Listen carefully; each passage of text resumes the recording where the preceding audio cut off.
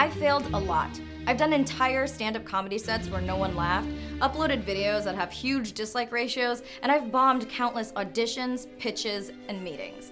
And failing in the moment is hard, right? You feel embarrassed and ashamed, and your self-esteem just plummets to the ground. You tell yourself that you're an untalented piece of shit who's stupid for even trying. And then to make it worse, you replay these moments over and over in your head as though reliving it will somehow change what happened. The number one thing that helps me deal with failure is learning how to not take it personally. And this is hard, but once you can separate your identity from failure itself and approach it more clinically, the quicker you're able to get over it and get back to trying. I mean, can you imagine how hard it would be for scientists to make progress if they experienced crippling shame every time an experiment failed? Oh my God, I am just so embarrassed. Oh, girl, I totally get it. But sometimes you have to break a few beakers to get a substantially viable theory, you know? I know, it's just every time I test my hypothesis and the variables don't add up to the conclusion that I know the mathematics back, I feel super stupid. Oh no, BB.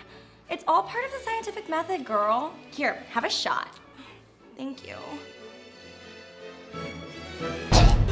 Oh, oops, that's not whiskey. I'm so sorry.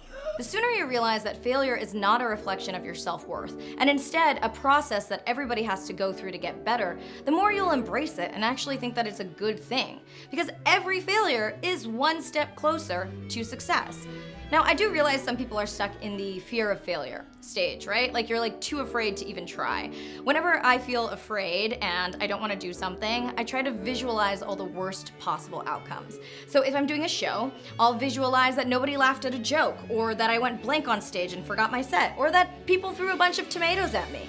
And after I go through every terrible outcome, I ask myself, will I still be better for this experience? And the answer is almost always yes, because none of these situations had me dying, and in each one I faced my fears and I experienced personal growth.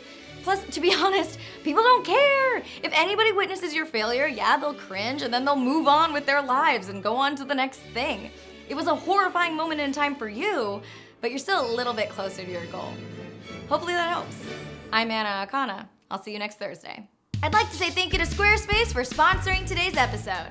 Whether you're a musician, designer, artist, or scientist who needs a domain, website, or online store, make your next move with Squarespace. They have beautiful and award-winning templates on their all-in-one platform, meaning there's no need to install, patch, or upgrade ever.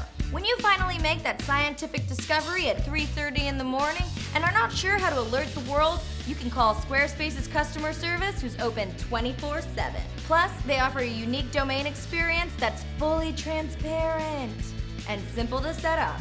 Start your free trial at squarespace.com and use the offer code ANNA for 10% off at checkout.